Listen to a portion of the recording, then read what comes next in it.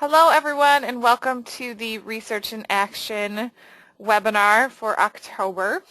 Our topic this month is Youth Mentoring. Do Race and Ethnicity Really Matter? This is April Reardon speaking right now.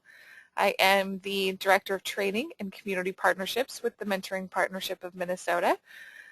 I know we have quite a few more people who are registered for the webinar today, and they may join us as we get going here. But just a few kind of logistical things here. The PowerPoint that you see right now in your view is available online for a download, and it's at slideshare.net/training institute, and that URL should have been in a reminder email that you received, or one of the many reminder emails that we receive about these webinars. So if you do want to download that, that is available if you haven't already done so, or you can do it afterwards as well. Currently, we've got about 12 of us who are on the call, and we can have up to 25 participants on and have you unmuted so that you can talk openly and ask questions whenever you'd like. But then we just have to ask you to kind of control your audio. If you're going to be typing or if you have background noise, maybe to mute yourself, but you can also, when you want to ask a question or something, you can unmute yourself by clicking on, there's kind of a little microphone thing that you can click on and click off. I do have Lindsay Carlson, our Promise Fellow, who's assisting, so she'll keep an eye on that then too. If we're hearing some kind of echo or background noise, she can kind of see where that's coming from, and so she might mute you, but don't be offended. It doesn't just means there's some background noise or something, and you can always unmute yourself to ask a question. If you're not participating with a microphone and maybe you're just listening and want to submit questions, you can also do that using the question box and just submit those via, just type those questions in, and Lindsay will be monitoring those, and we'll ask those as they come in, or if we're nearing the end of the presentation, might save them and ask those at the end. And please just feel free to ask those questions or type those questions in whenever you want. Maybe you prefer to do that instead of jumping in at the time. If there's any other time that you want to ask a question and maybe you're muted or having trouble getting unmuted, there's also a function where you can raise your hand, and then Lindsay will be watching those as well. Lindsay's a busy gal during these webinars. One other note is just that sometimes during the webinar we come up with new resources, or the researcher might mention links or articles, or somebody who's participating in the webinar has something to share. I take those notes throughout the webinar, and we do send a follow-up message, an email to everybody who participated. And so if you're worried about gathering some of that information, just know we'll gather everything that we have and send it out to you after the webinar. Any questions at this point just about how that works, or about how we're doing that, just monitoring your own sound and whatnot? Sounds like we're pretty clear. All right, moving on. We do have some new people, I think, for this particular Research in Action webinar, and this is the 9th of the series from Mentor that we've been doing. So there are a total of 10 briefs, and here's the whole list. We're on number 9. That Mentor with the Research and Policy Council put together. After next month's webinar, issue number 10, when we'll be looking at mentoring for children of prisoners, we do hope to continue doing a monthly Research in Action webinar, but we'll start looking at some other topics. So we've got some ideas to look at the elements of effective practice revisions at some point. I participated along with, I think, maybe some others who are on the call, but I'm not sure, but in the Summer Institute for Youth Mentoring. So there's new research that's been emerging during this time, so we'll continue doing that. We have yet to decide if we're going to do one in December or take a break in December and come back in January with a lineup of new topics. So I'll mention it now and probably again at the end, but if you have read a great research article or have something that you think would be a great topic, feel free to submit those. Okay.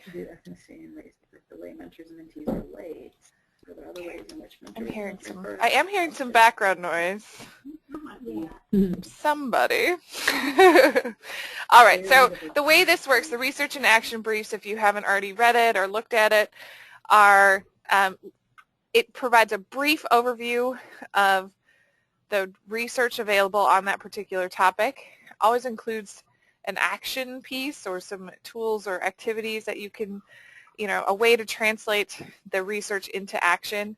And then a really great list of additional resources. So if you want to read further research or find some more tools and resources regarding that topic, they're all in there. And we follow a similar format for the webinar. We're just going to review the research presented in the article, kind of based on the assumption that maybe you've looked at it, but maybe you haven't. So I'll be presenting kind of an overview of that, and then we hopefully will have some dialogue throughout the webinar, and even more so towards the end. And we also have all of the resources available here in the PowerPoint that you can just link to.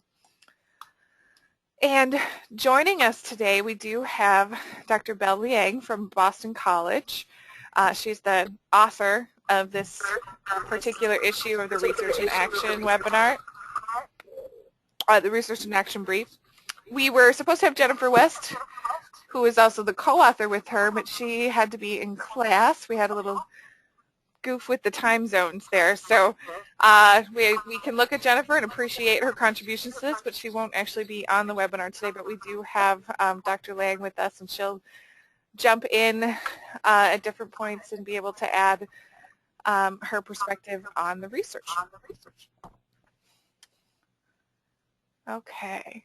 This is just an overview of what's included. We're going to look at this youth mentoring. Do race and ethnicity really matter? So does it matter if mentors and mentees are matched on race and ethnicity?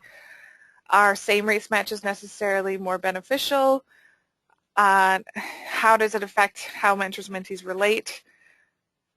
And given the realities of who our mentors and mentees are, how do we foster cultural sensitivity? And then looking at how we translate research into practice. There's also a case example, so there's lots to cover in this particular brief.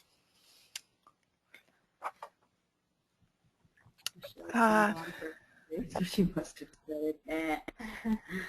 Can you hear that, Lindsay? Okay. Okay, so should mentors and young people be matched based on demographic characteristics such as race and ethnicity? I just realized I should also mention, I said this last month too, and just thank Shannon Carlson, a new AmeriCorps member of ours. She is a participant on your attendee list that you can see, but Shannon works for the Mentoring Partnership, and she created the PowerPoint for this presentation, so I can't take credit for any of that. She did put the PowerPoint together, and just want to thank her and recognize her for that. So knowing that informal mentoring programs, most mentors are white, and looking at the mentees represent diverse demographics, whereas most mentors are white. This is an issue that lots of mentoring programs deal with, and it's a question that I'm asked all the time and thinking about when programs are starting, just getting started, or if they're working out how do we train our mentors. The issue of race and ethnicity comes up quite frequently. So does it matter? What does the research say? Whether mentors and mentees are matched on race and ethnicity. What's interesting is that there's little research focuses on race and ethnicity issues among younger youth in formal mentoring programs, but we're, Dr. Liang and Jennifer West were able to look at some research on the natural and formal mentoring relationships of late adolescent or college-aged ethnic minorities. And those relationships suggest that cultural differences do seem to play a role in the expectation of mentoring, the attainment of mentoring, and the experience of mentoring. One example that was shared was that, so this is, thinking about natural mentoring relationships, which are different than what a lot of us are working on with our formal mentoring relationships. But so if their mentors and mentees are seeking each other out just in, within their families, within their neighborhoods, within, different communities, but that Black mentors compared with white mentors more often initiated connections with Black mentees. So Black adults were seeking out Black youth to play a role in their personal and professional development. There's another study that showed similarly that Latino students who were matched, so more looking at more formal mentoring relationships, if they were matched with mentors of the same race, perceived those mentors to be more helpful in their personal and career development. And they were more satisfied with their mentoring programs than were students who had mentors of a different race. Furthermore, looking at studies of natural mentoring relationships, we see that when youth choose their own mentors, like it says here, they tend to seek mentors from the same racial or ethnic background and mentors of the same gender. So when you're going out and you're seeking out an adult to connect with, those are the people that they look for. But a note that Dr. Lang makes in here is that, and Jennifer West would be, that this might be due to the fact that that perceived similarity has been associated with mentees' level of satisfaction. So the sense that they have something in common with their mentors can help with their satisfaction with the relationship, as well as the mentors' kind of attitude towards their mentees if they feel like they have something in common. So same race matches do seem to matter to many of the young people, and they have a potential impact on that, especially on that initial attraction. So thinking about right off the bat when they meet, the impact that, that race and ethnicity does seem to matter.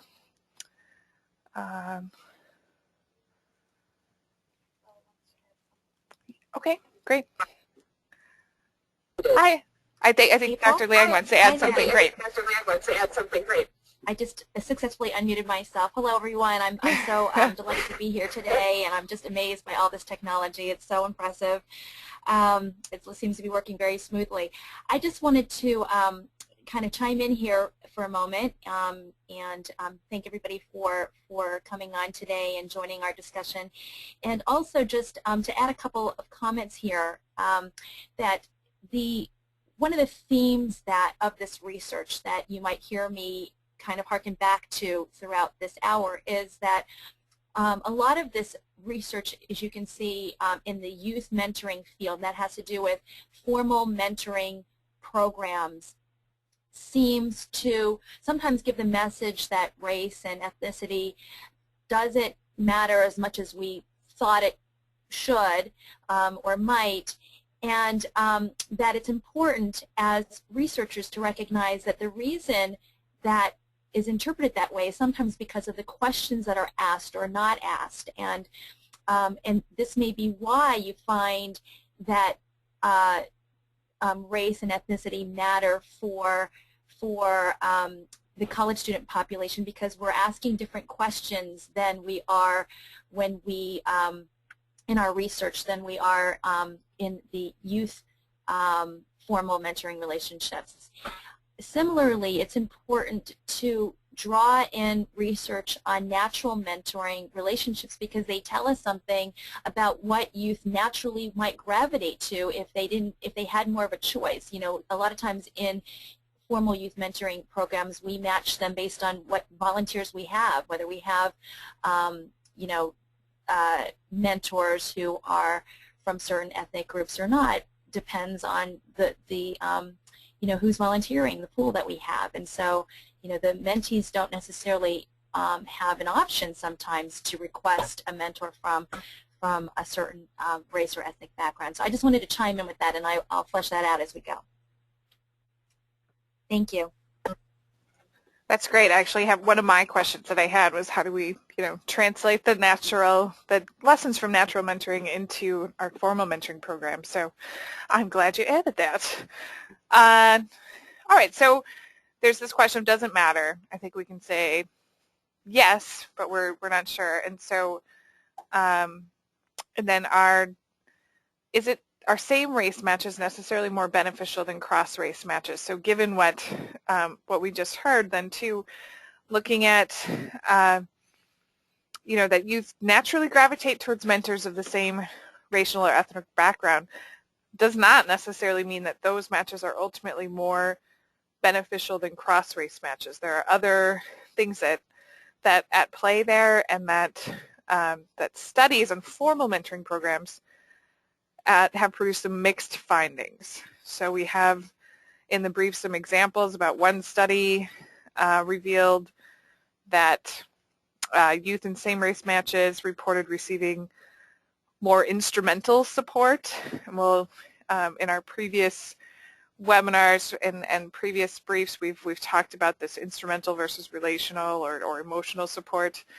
And matching by race was not associated with youth-reported levels of emotional support or the youth satisfaction with their mentors. What this study really suggests is that mentees in cross-race matches, so the young people in cross-race matches, might be just as satisfied as those in same-race matches if they perceive themselves to be similar to their mentors in other ways. So going back to that perceived similarity being associated with the youth level of satisfaction as well as the mentor's attitude or fondness towards their mentees, that those similarities can be can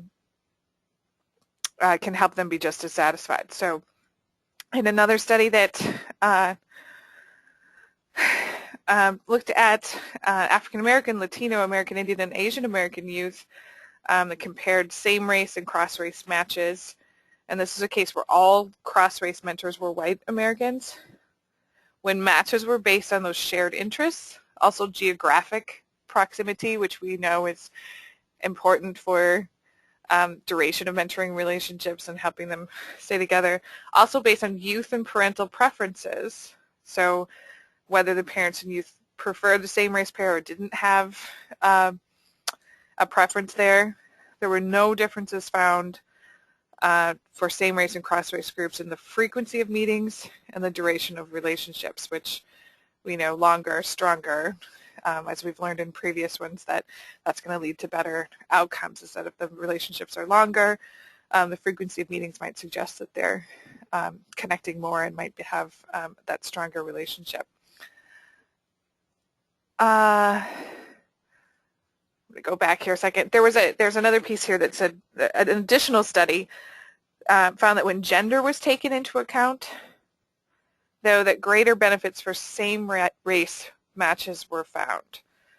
So for boys, if they were in, compared to boys in cross-race matches, boys in same-race matches were more likely to demonstrate increases in academic competence and self-esteem, and girls in same-race matches more likely to show increases in school value and self-esteem. So, I mean, but there's no definitive evidence there because it may be due to the difference in the benefits of same-sex versus cross-race relationships. So thinking about how does gender play into all of this, and kind of a theme for all of these, the webinars, and looking at all of this research, we always come up with some more unanswered questions.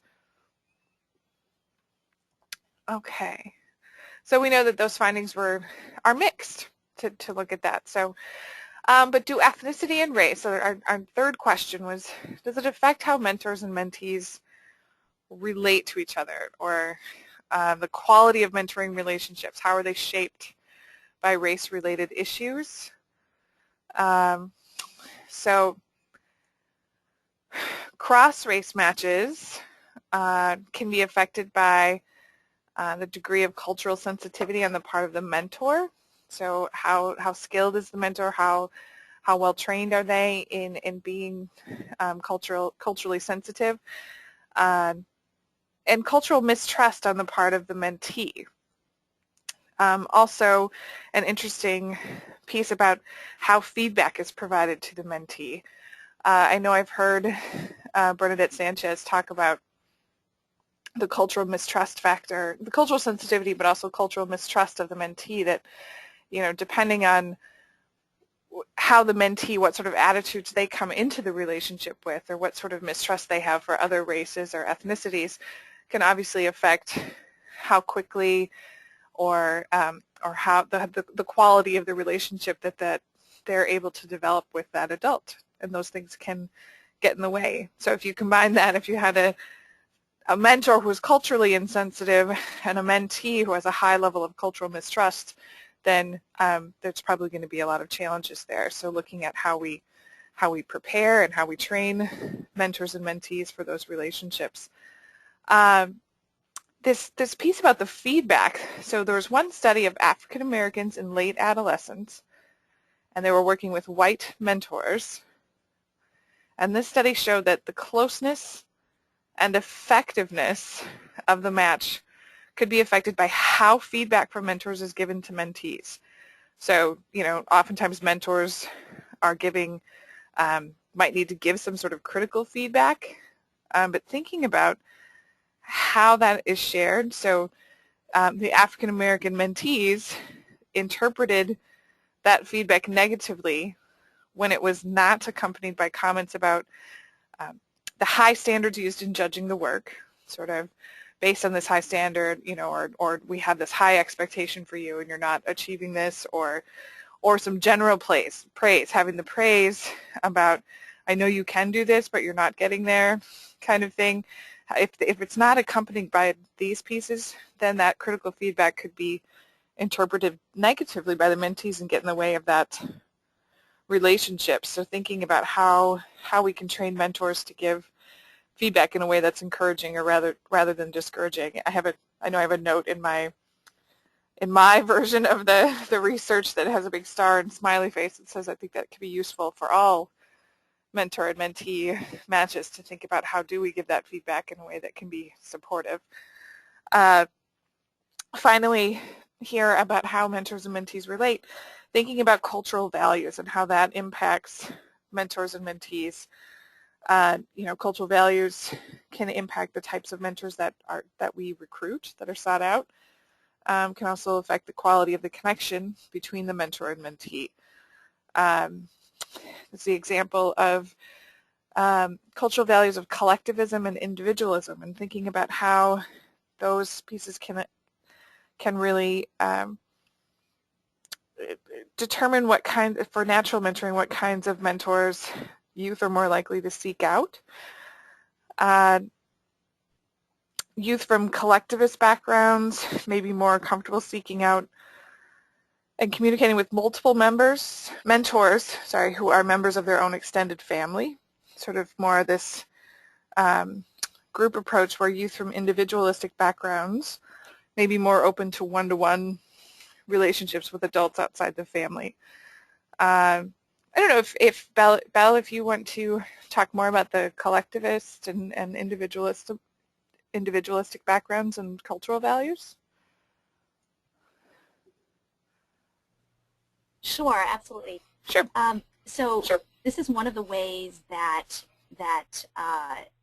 race and culture, ethnicity may play a role in ways that we haven't fully picked up on outcome research, which is that it can affect even the kinds of relationships that that youth gravitate to. Again, if it's a natural mentoring relationship and they have a choice versus a formal mentoring relationship and they have just been matched with whoever's available, the question is, what would they gravitate to? What do they naturally want out of a mentoring relationship?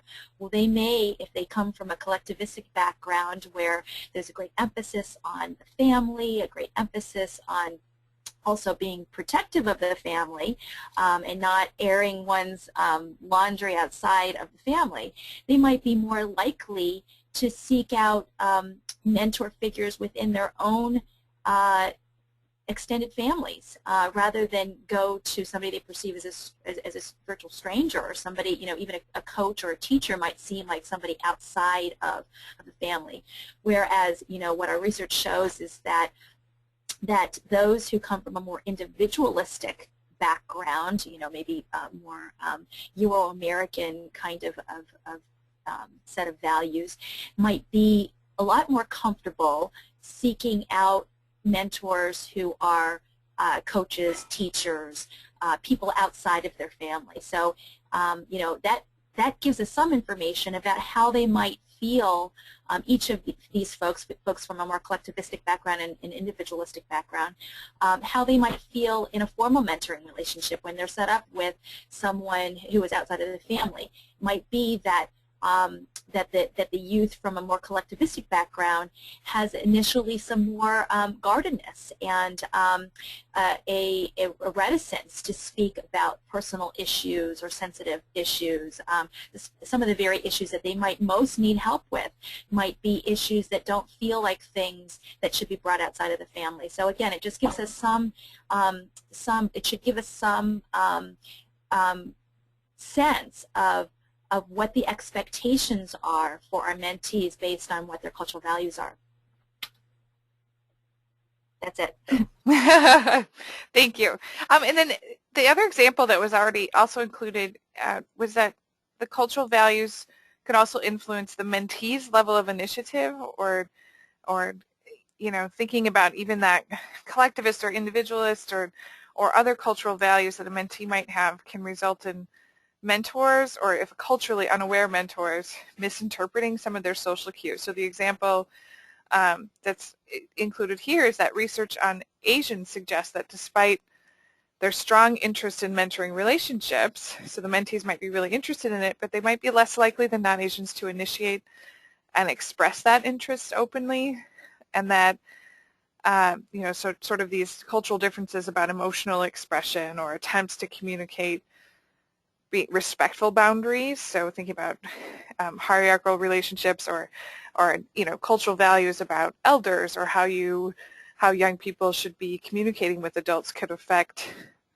how the mentor is perceiving how close they are. And so making sure that, again, that mentors are trained and sensitive to these cultural characteristics so that they're not misinterpreting that maybe guardedness or hesitance, and that they can be taking the initiative to really express that interest in the mentoring relationship and to overcome some of those challenges. Okay. Yeah, and if I could just chime in here, April, I think this is a really interesting and important point that I think is important to bring to mentors' attention during mentor trainings, that they may be misreading certain cues, interpersonal cues, if they're not aware of differences in cultural values. So, for example, the study that you cited, which is a study that was done on Asian American students versus students from other ethnic backgrounds, including white students, found that Asian students were just as likely to be very, very interested in having a mentoring relationship, but they expressed it in a totally different way. And some might take it as they didn't express it. They actually looked like they were uninterested in a mentoring relationship because they were a lot less likely to talk about personal issues. They were a lot more less likely to take initiative in general in pursuing the relationship. They appeared, kind of more closed-lipped about things. And this was taken by mentors as a sign of not being interested in pursuing a relationship beyond the, the formal instructor relationship, when in actuality the mentees, when they were asked why, or how they thought about the mentor relationship, they were trying to be respectful about the hierarchy, and so they didn't feel that it would be welcome for them to share personal kinds of issues. On the mentor's part, you can see how if you don't understand, that there are these differences in the ways that people interact across culture, you might take it as a sign of, my mentee's just not interested in pursuing a relationship. She's not talking. She's not showing up, or she's not looking engaged when I'm with her. When in actuality, inwardly, she's completely interested in desiring a connection, but expecting the mentor to take an initiative. So those are just some thoughts on that. Thank you. So next up, the great thing about this is one of the, like we said, there's 10 research and action issues in the set, and I have to confess I have some favorites, or some that I look at more frequently than others, and this is one that I've used a lot. It's got a great tool at the back, but this is another piece that I think is really a nice feature of this, is looking at, all right, so we've looked at all this research, and so we have these insights into race and ethnicity and their role in mentoring relationships, but looking at, okay, so how can we translate this research into practice? And hopefully this will trigger some conversation from the attendees, and maybe ideas of ways that you've translated research into practice, or other actions that you have done. But so looking at this first one about, if we know that even when same-race matches may be desired, some research shows that whole piece about having similar interests and attitudes could be an even better predictor of mentee satisfaction with and support received from their mentors. So, this one makes me think of my own mentee, who is, he's a boy to start with, so we're not matched based on gender, and he's also he's African American and Native American, and I'm white, but we have so many other similar interests and attitudes that our mentor-mentee relationship, I think he would agree, is great and is doing really well. But to look at the action piece then, thinking about matching based, assess whether matching based on race or ethnicity is important to the mentee or the mentee's family during the screening process.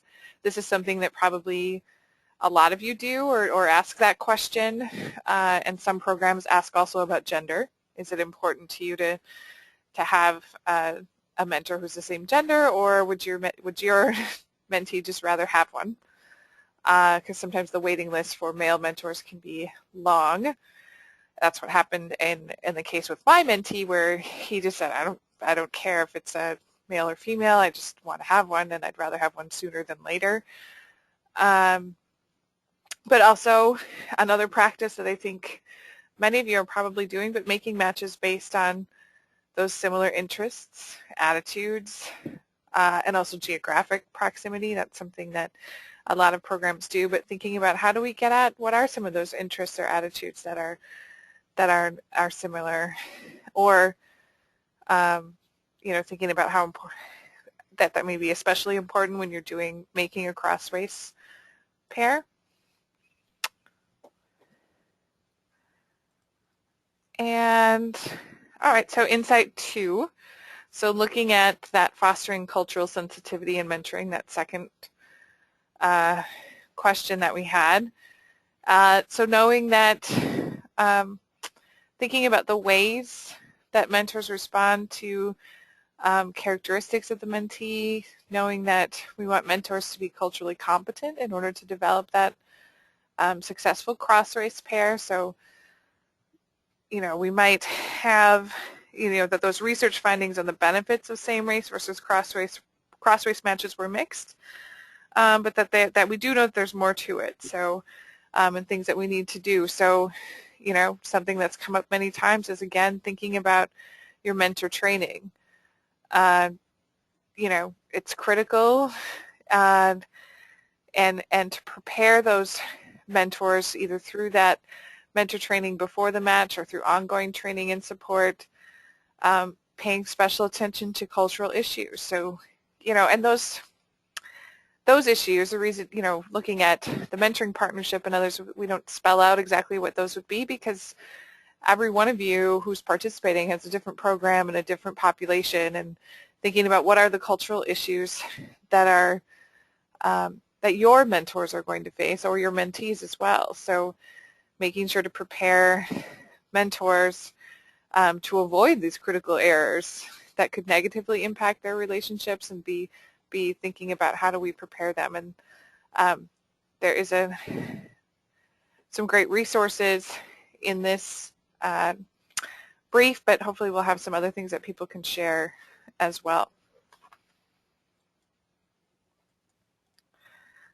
The third one, looking at what are the things that mentors and mentees have in common. So again, about how they relate to one another, having this culturally sensitive mentors, but also this kind of comes back to what are some of the common characteristics that promote positive relationships among mentor-mentees regardless of race or ethnicity. So looking at all the research that we've been looking at over the past year in these webinars is knowing that quality relationships are associated with attention to developmental and relational processes, so sort of that mentor approach, making sure that our mentors are committed and we have those longer relationship. Again, looking at the similarities between mentors and mentees, thinking about how we foster these types of relationships, and that encouraging mentors to focus on the strengths of their mentees and promote their growth and development. All those great things that we've really been looking at. So some of the actions there are to really think about who are we recruiting as mentors? What kind of approaches are they coming in with? What kind of agenda do they come in with? How committed are they? How do they see youth? Do they see all young people having potential? And can they focus on those strengths and really that relationship? But also, again, looking at training to continue to develop those skills so that they can foster these positive relationships with young people.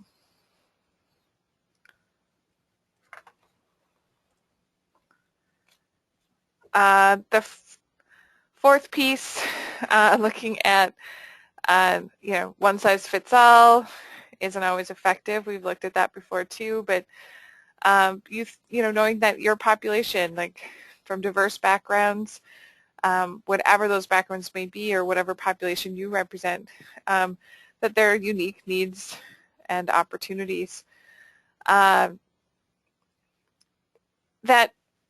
some of the action here can be to design your program so that it's sensitive to the research that we have on cultural characteristics of youth populations served. So paying attention to who it is that you're serving and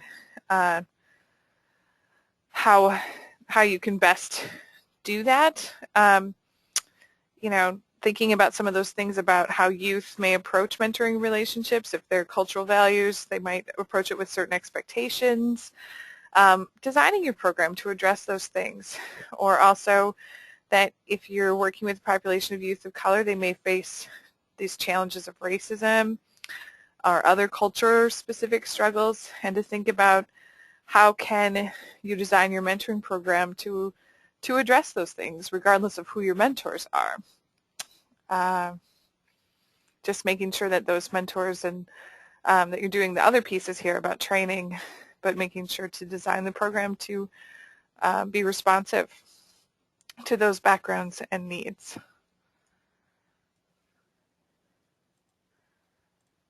And the last piece here, this article, the brief, this research really suggests that mentoring programs need to increase their attention to issues having to do with race and ethnicity, and the design and the evaluation, looking at the impact of of your cross-race versus same-race matches. One of the things that we continue to come back to is individual programs' ability to keep track of your own evidence. So evidence-based practice. What evidence do you see about same-race versus cross-race matches?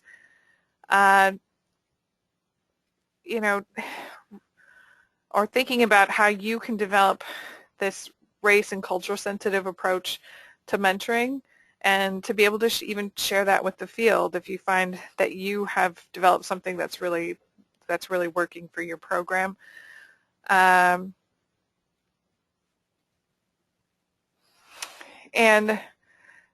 so some of the action here is that you could collaborate with researchers to conduct additional research. But again, I would just add to conduct your own research just by keeping track of it and thinking about, if we're going to try, maybe we've never done cross-race matches before and we're going to do it, you're going to start, then to really be thoughtful about it and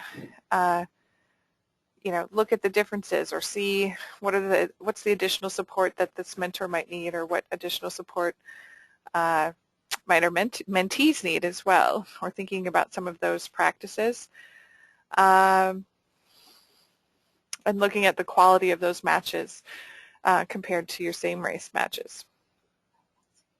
Okay, great. If I may just chime in here for a moment again, April, I think that yes. one of the ideas that just pops into my mind about a very simple study to do with your programs is to have one group of mentors keep a journal. One group of mentors can just carry on as they typically do if they don't typically do journals in your organization. But the other group would keep a journal of self-exploration, asking themselves questions about where they're confused around race and ethnic cultural values that might be different with their particular mentee, what answers they find out about that, what kinds of tensions might come up in their relationship with their mentee, and just keep an ongoing dialogue really with themselves, because we find that in mentoring work and really just community intervention in general, one of the keys to success is the self-exploration of the persons that are intervening, whether it be a clinician, whether it be a mentor, whether it be some other kind of community organizer, because a greater awareness of what one knows and what doesn't know somehow has an effect on the population that they're trying to intervene with. So that in itself is just a simple little a study that you could do where you could assess whether or not there's a difference in outcomes in these mentor pairs and in the duration of the relationship or satisfaction of the relationship on both the part of the mentor and mentee, just based on whether or not they're keeping a journal or not. So that's just one little idea that comes to mind. Yeah, and there was a previous issue that I think looking at fostering, maybe it was, I might be wrong, but fostering effective relationships or something about the importance of that reflection on the part of the mentors. And that's something that as program staff and doing that ongoing support, maybe you're not getting mentors to show up for the ongoing training, but maybe doing something like that on a more individual basis to help them work through that. This brief also included this case example of a culturally sensitive mentoring program, and thinking about some of the things that, some of the challenges, but also some of the things that might be incorporated into a program to help them become more culturally sensitive. So this is a rural after-school program, for Latino and Latina youth. In the study, it represented a culturally sensitive program, but also closely analyzed the potential pitfalls of cross-race matching and worked to integrate cultural values into mentor training and the program curriculum. So, kind of going back here and thinking about this Insight 5 or Action 5 about incorporating, looking at more research and testing some of those things out, but also that reflection that Dr. Lang mentioned about doing some mentor journals, but but thinking about how do you work it in? How do you just, instead of ignoring the cross-race match or only working with mentors independently and training them, to think about how you work it into the curriculum.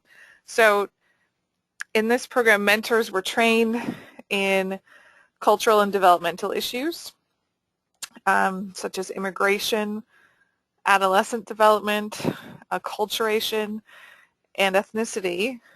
And by the way, all the mentees in this program were immigrant, Latino, and Latina 8th and 9th graders, and most mentors, with the exception of 3 Latino college men, were white college women. So anyway, but together, so that within this program curriculum part, so there's the mentor training piece, but together, the mentors and mentees, the matches worked on school projects and tests, but also on acculturation issues, awareness of biculturalism, so working some of those things into the activities that mentors and mentees did together, helping them talk together or having activities addressing some of their differences and similarities. So dealing with that head on and thinking about how can we add this component or this element to our mentoring program. So mentees had positive experiences in the program. Mentors, for the most part, were gratified by academic gains of mentees as well as the relationships. Interestingly, though, however, some describe cultural differences to be a source of tension and misunderstanding. So some of the examples were public displays of affection among the Latino and Latina mentees made some of the mentors uncomfortable. Also some cultural differences in the concept of property. So some youth would borrow something from their mentors without asking permission, assuming that was what was out on the table was openly available for sharing. So some issues like that. But there were also cultural tensions in how they sort of viewed the mentoring relationship. So, and on both an individual and sort of systemic levels, mentors who were matched with mentees who were facing, extensive racism, poverty, or violence took on a different kind of role or were more likely to take on this crisis management role, which then could lead to more rapid mentor burnout or increased stress in the relationship. The study also discussed cultural influences on working class youth's decision-making roles in their own families. So youth are taking on adult responsibilities. So then for these youth, progressive mentoring models where the youth are sharing responsibility might have been additionally stressful and burdensome rather than empowering. So, and the mentoring program, so another challenge recognized by the program was about mentors' efforts to empower the students by fostering this bicultural identity. So there were individual mentors who supported that, but the program was not structured, really designed to address those cultural issues within youth, the schools, and social systems. So some of those program shortcomings then had the potential for continuing some isolation among some of the youth, but these individual and systemic difficulties just highlighted the need to understand and address all the multiple contexts where our young people are coming from. So, sometimes beyond race and ethnicity, what else is going on in their community or their family that might be impacting the mentoring intervention or helping us do that. So looking at culturally responsive mentoring interventions that are looking at all aspects of culture beyond race and ethnicity. Maybe I'll just wrap up the conclusion that if we have more to say about that case study or anything else, we can get some questions in. Knowing that there's some advantages to matching based on race and ethnicity from the research, but once adults and young people are in the relationship, regardless of whether it's same race or cross race, we know that there are factors that can play that larger role in determining the success of the relationship. So the mentee's perception of their mentor is similar to them in other ways, so there might be other shared interests or similar personalities, and also knowing that our programs and the mentors we recruit and train need to be prepared to be culturally sensitive. I do want to highlight that if you go to the action section in this particular one, there's some a great activity that you could do as part of a mentor training, and so be sure to look at your copy or download it and make sure to look at that. It's a great step-by-step piece that you could add to a mentor training or a follow-up training with mentors who are already matched. And I think with the right group with young people too, like maybe an older group, or that you could do it with mentors and mentees together or do some sort of adaptation. But let's see if do we have questions, or we can unmute people or raise your hand if you have questions for Dr. Liang, or Belle if you have other things to share. I would be really interested in hearing what questions folks have, and then I have some concluding thoughts as well. So let me just wait and see what if anybody has any questions. I'm also interested in hearing your own experiences about how successful or not you might have felt in your own programs or in your own research addressing this issue of cross-race pairs. You know, whether or not you've been successful in getting mentors, mentees talking about these issues during your trainings and so on, what experiences you've had.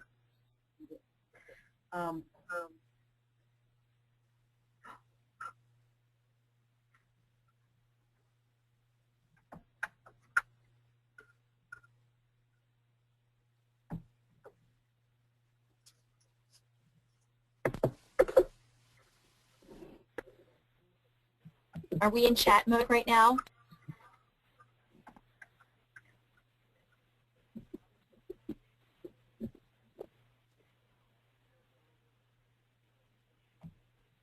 While people are thinking or writing or getting ready to speak, just some thoughts that come to mind, just kind of take-home messages, are that one of the reasons why race and ethnicity may give certain mentor matches a kind of an advantage or a head start is that there's some initial perceived similarity. Because we know that perceived similarity in itself has been associated with satisfaction in the mentor pair, and a sense from the mentee's part that the mentor is fond of him or her. So that may give them a head start, but you can see how the having a same race pair is not a guarantee of interpersonal attraction and good fit. And this is why there's such great hope for cross-race matches, is that if one can find common ground with their mentee and mentor, regardless of whether or not they have the same race background, if there's a sense of chemistry in that relationship, those things become even more important than than you know, what goes on skin deep, so to speak.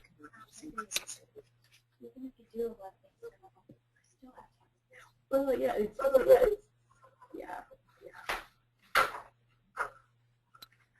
Working right now?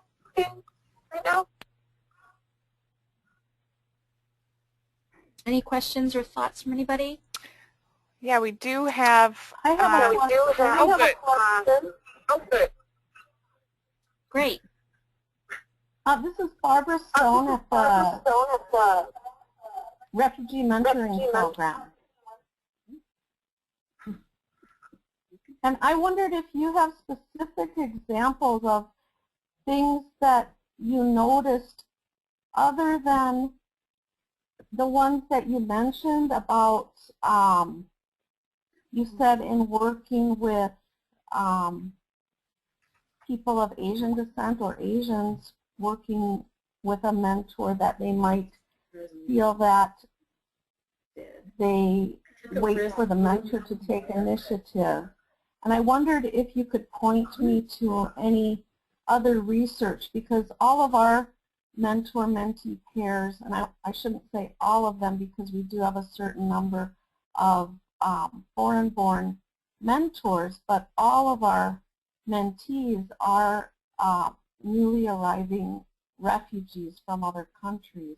And so it would be really helpful to have written out some examples of other intercultural misunderstandings that would happen. Do you have any other research you could point me to for that? Barbara, that's a great question.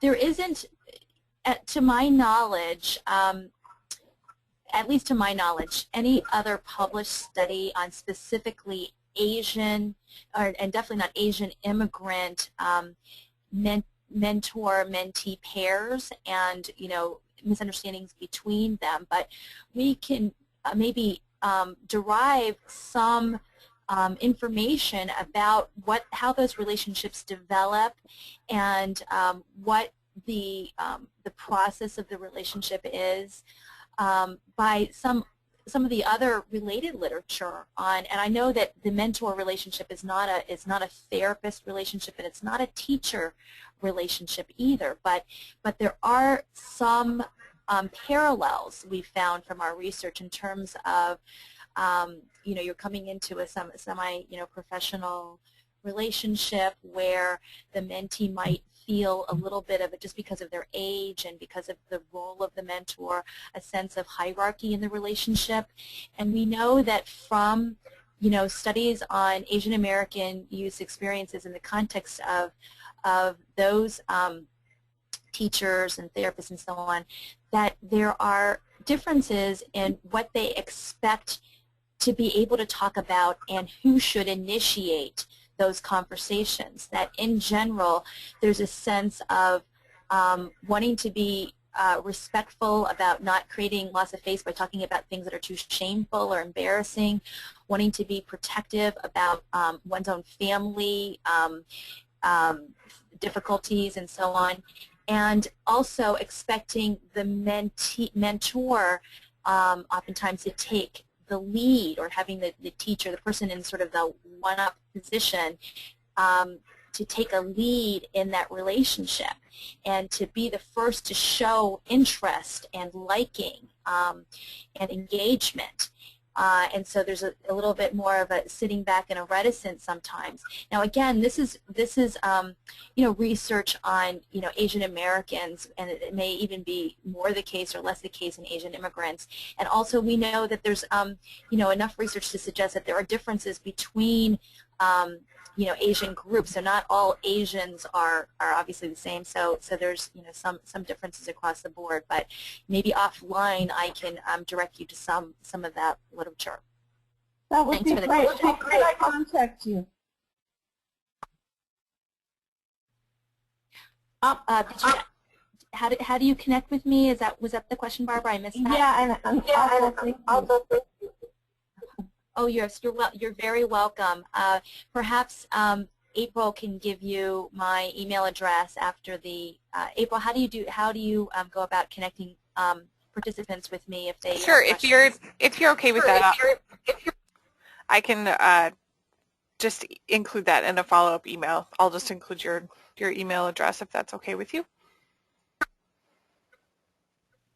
Great, that would be fantastic. Mention that the action section, I had a question from Rita about where to find that, but this activity that I mentioned is great for mentor training. So that's just what has been up, if you didn't notice that, is that this is part of the issue 9 that you can download from the mentor site. So that it's right there, and that's available. The link is available on our website as well, but that's where that is. I know we have a comment from Gayleen. Lindsay, do you want to share that? We do, yeah. She just wanted to share that she has a cross-race family match that has had similar interests from the beginning. So what we were talking about earlier and making those cross-race matches work by having similar interests. And then she adds that they've also made it a point to be very purposeful in the activities that they do, getting opportunities to learn about the mentor getting opportunities to learn about the mentee's culture that was different from their own. So that being a good way of connecting them and being culturally sensitive.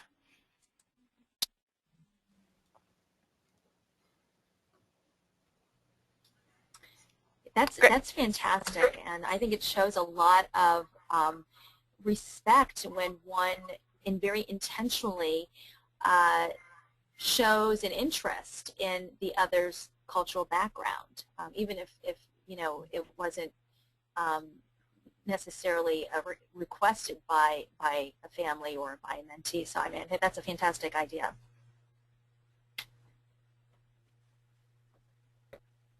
I'm just kind of flipping through the rest of the slides, and just know if you download this PowerPoint, so if you go this last one here to slideshare.net/training institute and you download this PowerPoint, then you can have all of the links that are in the brief, and it's just nice and easy to get to them. So I'm flipping through these, but I mean there's no need for me to talk through them, so if anybody else has a question or comment that you want to share before we end, please do, or Dr. Lang, if you have some final thoughts you want to share, that's fine too.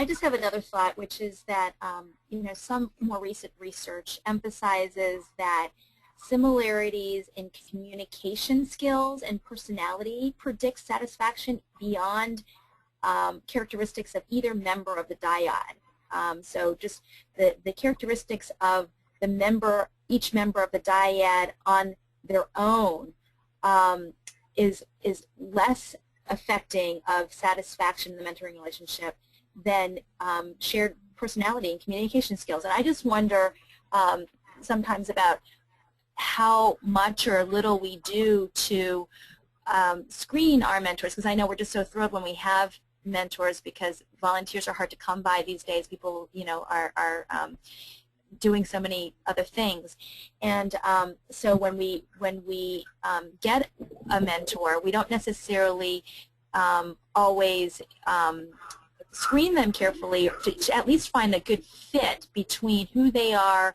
and who the mentee is. And I just wonder if anybody is doing that. I certainly think it's a great idea to consider maybe doing some, not only asking about different interests so that you can match on interests, but even maybe some matching on styles of relating, styles of personality, styles of communication.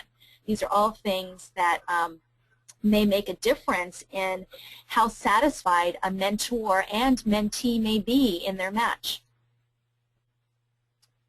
I see somebody else is muted, but they want to ask a question. I think I responded to Veronica's question about is it possible to email the links to everyone on the call. You will get a link to the PowerPoint, so where you can download the PowerPoint and get all the links that are embedded within it. That is something that you received before and will receive again after. And it looks like, Veronica, that doesn't actually have audio activated. So I know that we've talked a lot about training for mentors, and that's where I stopped here on the mentoring partnership, that we do have a training that we've been working on called Culturally Smart Relationships, about preparing mentors for that relationship. And there's no link there because you just have to contact me to find out a little bit more about that. But looking at the research and putting that together, but it's still, I feel like it's still growing and being developed, and I know at some point, maybe after I'm back from maternity leave, I'd like to assemble a group of people to really kind of dig in and do a final revision of that training tool. April, this is Barbara Stone. Hi, Barbara. I would love to work with you on that. And just to answer Belle's question, we do a lot of, in fact, a lot of our training, because it's adult to adult, deals with talking about cultures, and we do a lot of screening related to not only, sometimes we're looking for people who have a certain language skill, or maybe they're a person from that same country that the person is coming from, but they may have just an interest in a certain culture, and we do try to match based on some similar shared interests culturally, like that. Maybe somebody, an African studies major at VU, and they, and they might want to be matched with somebody who is coming in from Africa, or even more specifically, we have a mentor who is from Iraq and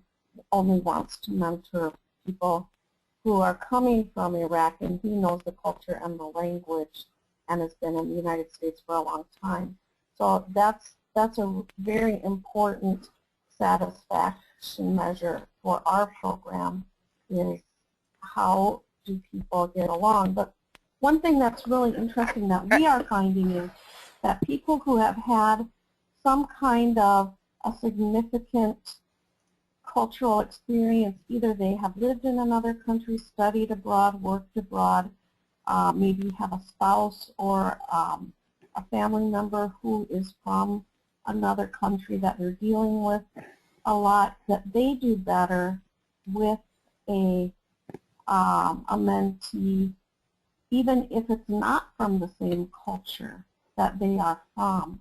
And we have a Hmong mentor who's mentored 3 times, and one time she mentored a Hmong family, and one time she mentored somebody from Africa. And it just seems as if bicultural people do better, even if it's with a third culture than the ones that they're familiar with. But we are currently doing some research on this topic right at the moment. That's great. Thanks, Barbara. I'll take you up on the help. And I just I have left this ed change slide up for a little bit, and I know we're a little over on our time, so I do want to wrap up out of respect for people's time, and particularly Dr. Lang.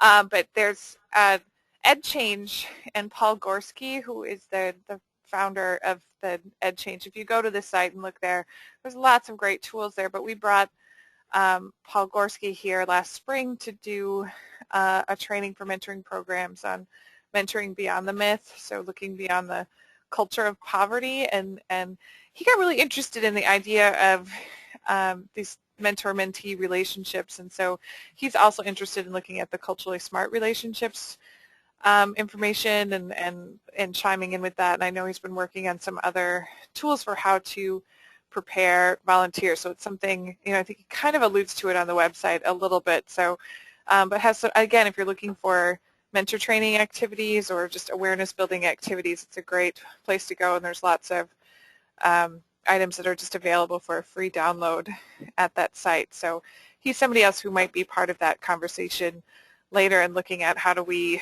firm up a really good mentor training piece, or pieces for mentors and mentees to do together to address not only race and ethnicity, but also cultural issues in general, that will help to make some more successful matches. And not even just more successful, but more impactful. So what kind of impact can we have on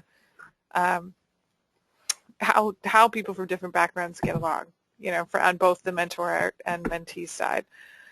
And the final piece, just want to remind everyone that the next webinar and the last in the series based on the mentor package is Wednesday, November, my screen's covering it, November 4th.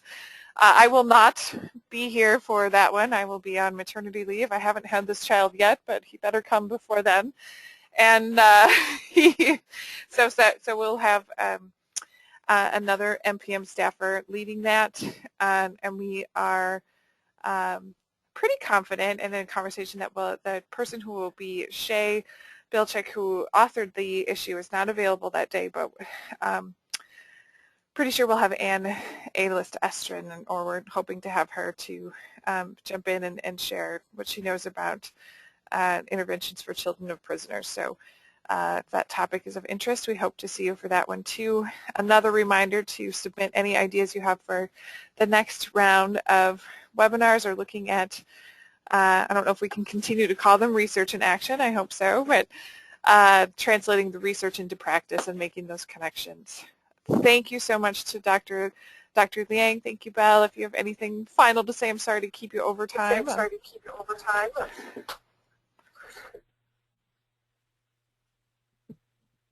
Thank you, everyone. Thank you. Thanks, everybody. If you have any other questions after, feel free to send those too.